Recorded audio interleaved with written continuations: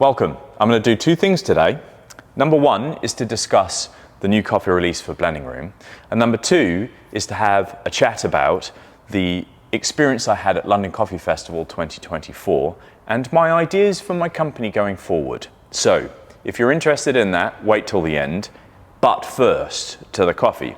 It is a green bean blend, so farm level blend of a Catuai and Pache, so those are the cultivars.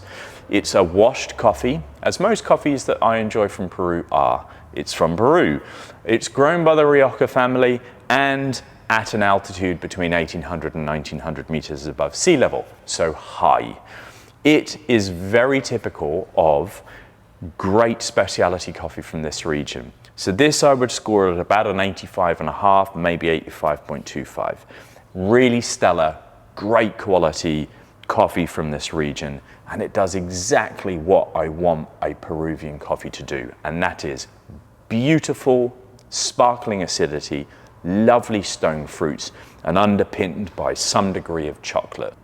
This would be super well suited to filter brewing, cafetiere style brewing, and quite possibly for those who like experimental, fruit-forward, bright, espresso-based drinks. Just an FYI, if you do choose to do that, I would encourage you to have a slightly more dilute recipe. So the world says a 1:2 ratio is about where we need to be for good quality nouveau espresso drinking in 2024. However, because of the elevated level of acidity, you may need a little extra dilution. So you could try a 1 to 2.5 or even a 1 to 3. The dilution then will dial down the acidity, it will open the shot up, but as a consequence, you'll have some loss of texture. And those people, such as myself from the old school days of 2009 and 10, love texture in your coffee. My go-to recipe is 1 to 1.5, 1 to 1.55. So bright, texture-led espresso. This may not be that coffee. Anyway, tough to roast. All coffees from Peru, washed coffees from Peru are pretty tough to roast. There's that whole crash thing, remember from last week. The crash thing happens, that's tough to mitigate. Although in the 3 batches that I performed with this coffee, I did a pretty good job in all 3. I might just put a little shot of the spread of the 3 above. So what would I do going forward with this? Probably not a lot. This is really enjoyable. I'll take a taste. Yeah, so I probably wouldn't do much. It is sweet. It's got that stone fruity texture. This is a super fresh coffee. It will open up over the next couple of weeks, as I discussed last week on the whole resting thing. Fantastic. So I probably won't do much. Anyhow, that aside, let's talk about the London Coffee Festival. So I went down this year. It was probably the first time in 3+ years, post-COVID, you know, that whole thing. Anyhow, I wanted to go down with my family. I wanted to experience some of the energy, and on a business level, I wanted to feel where I and my company BlendingRoom would be positioned should I want to have any national exposure. Would I want to go and attend such a festival? Would I be out of my depth? How would I be able to position myself? So I had a bunch of questions to ask. The festival itself had a great energy. I was there on the Thursday, which is a trade focus day, same too with the Friday.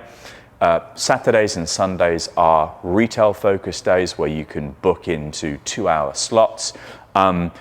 I encourage you to go to them. There will be one soon in Birmingham. There's a fantastic one in Manchester towards the end of the year. There's lots. There's a Nottingham one, there's a Bristol one, there's Glasgow one. They're all over the shop nowadays. But London one is the first. It is the one with the most energy. It's the one with the most attendees, whether that be machine manufacturers or roasters such as myself. Another accoutrement around coffee and our scene. Plus it's in Brick Lane, plus it's in London. It's a fantastic place to be. So I got there and I was suitably impressed by the number of people and the energy that the place had. But it became very evident very quickly that BlendingRoom, my company, is a bit of a fish out of water when it comes to the nouveau scene of coffee in 2024. To some degree, I felt incredibly detached from our community. Why? It's our headcount. We need more people. I spend a lot of my days focused on the doing and not so much standing back and having an overview about where the market is. So I do need to grow my company and I do need some additional people. But what I did realize, or I came away with a sharp focus, is that BlendingRoom and my company is not the poppy, cutting edge brand that some of the people or some of the companies there were and are. And where I think we are positioned is a wholesome family style business. Now, if I was to emulate a roaster inside of the UK, it would be more akin to Monmouth. Now, Monmouth have been around since the mid-70s, 76, I believe. They do fantastic work at farm level. They're a very focused company at delivering good quality coffee. They roast on a loring. They've been around for a bunch of years. They know who they are and what they do, and they are not necessarily part and parcel of the scene. I think that's where we are. So that's the type of thing that I now want to try and focus on going forward. Play on our strengths.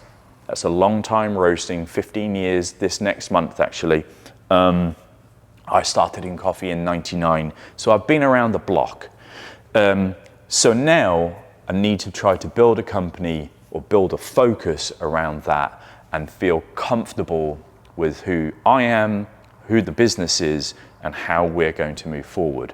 So with the moving forward, this is a bit of a advertisement.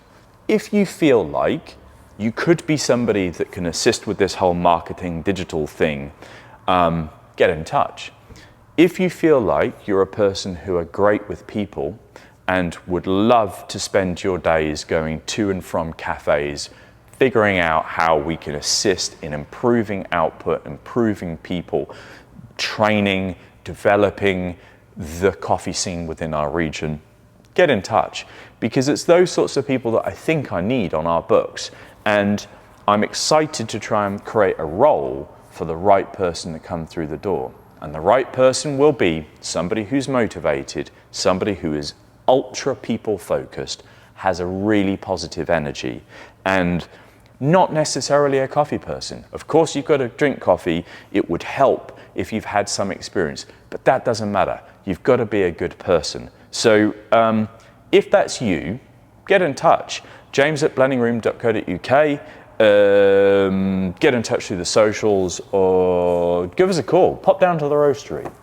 Anyhow, so go to London Coffee Festival 25. Do have a look at the Manchester one at the end of the year. That's a big one. Good fun. If you're up in Scotland, go to Glasgow one or go to some of the small regionals. Obviously, come and buy this coffee because it's a stonker. And I hope you have a great week.